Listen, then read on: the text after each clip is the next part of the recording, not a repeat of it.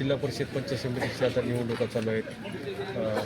औसा तालुक्यातील पंचायत समिती, जिल्हा परिषद लोकगाव प्रचार चालू आहे. कशा पद्धतीचा प्रचार चालू आहे? काय विकासाची मुद्दे घेऊन आपण निवडणूक चालू? लोदगा सर्कल या गटातून या ठिकाणी माझी पत्नी पूनम संतोष मुक्ता, लोदगा गणातून माझी भगिनी कल्पनाताई भागवत कांबळे आणि आशिगाव गणातून आमचे मित्र विलास शिवाजीराव साळुंखे पाटील हे या ठिकाणी रिंगणामध्ये आहेत. या ठिकाणी आम्ही हे निवडणूक फक्त आणि फक्त विकासाच्या मुद्द्यावर या ठिकाणी निवडणूक हातात घेऊन लढत आहोत. या ठिकाणी आमची विकासाचे अनेक मुद्दे आहेत. आता पूर्वी अभिमन्यू पवार साहेबांनी या ठिकाणी औसा विधानसभेमध्ये जो विकास केला आहे त्यात आपल्या लोदगा सर्कलमधील 17 गावामध्ये भरपूर कामे झालेली आहेत. आणि सगळ्यात मोठं काम झालं आहे आमचं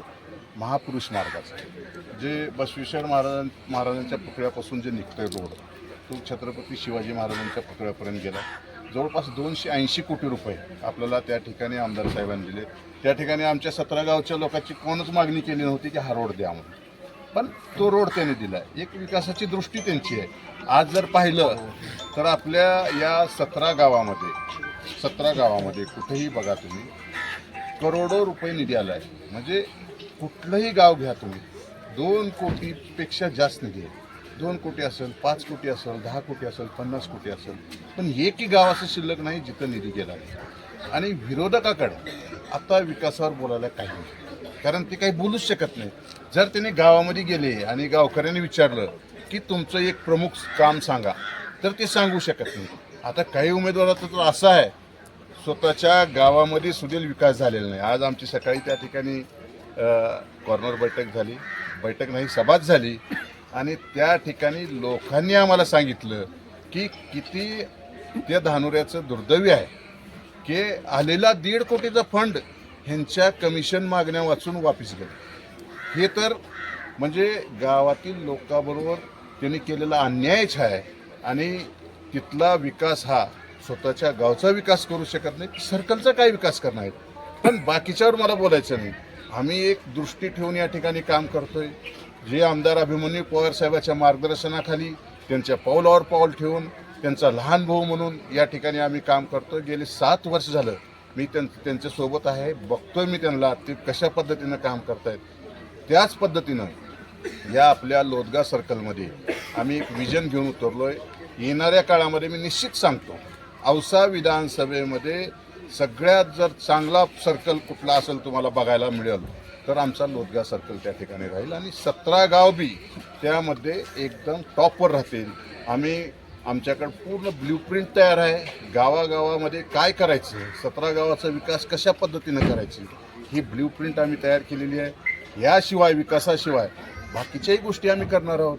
तरुण बेरोजगाराचा प्रश्न मोठा आहे, तर त्यांच्या हाताला काम कसं देता येईल.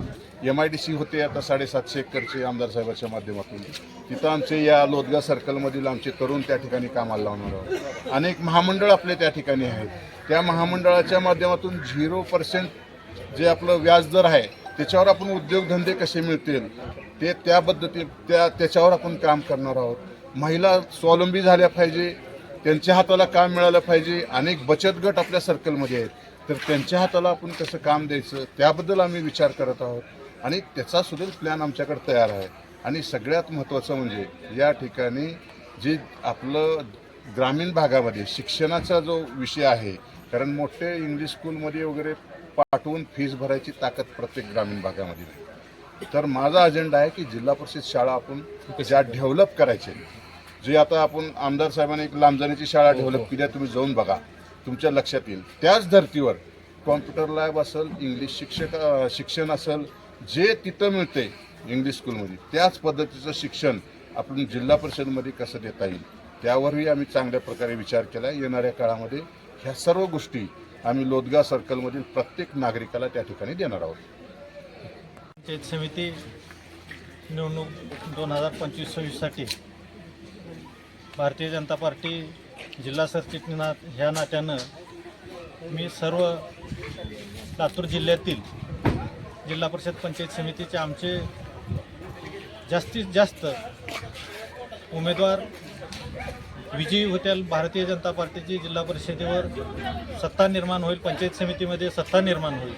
आणि ह्या सत्तेच्या माध्यमातून गेल्या 8 ते 9 वर्षापासून जिल्हा परिषद पंचायत समितीचं इलेक्शन झालेलं नव्हतं. केंद्राच्या विविध योजना असतील, महाराष्ट्र राज्यातल्या प्रशासकीय काळामध्ये जी काही योजना रगडल्या असतील, सर्वसामान्यपर्यंत तळागाळातल्या माणसापर्यंत गेल्या नसतील, त्या सर्व योजना जिल्हा परिषद सदस्याच्या माध्यमातून, जिल्हा पंचायत समितीच्या सदस्याच्या माध्यमातून सर्वसामान्य माणसाला, तळागाळातल्या माणसाला, ग्रामीण भागातल्या माणसाला देण्याचं काम आमच्या सदस्याच्या माध्यमातून होईल. आणि भारतीय जनता पार्टीचा जिल्हा परिषदेवर आणि पंचायत समितीवर झेंडा फडकल एवढी अपेक्षा व्यक्त करतो. आणि मतदाराला एवढी विनंती करतो की येणाऱ्या 7 तारखेला कमळाच्या फुलावर समोरचे बटन दाबून प्रचंड मतानं भाजपचे सर्व उमेदवार लातूर जिल्ह्यातले विजयी करावं एवढी नम्रतेची विनंती करतो. जय हिंद, जय महाराष्ट्र.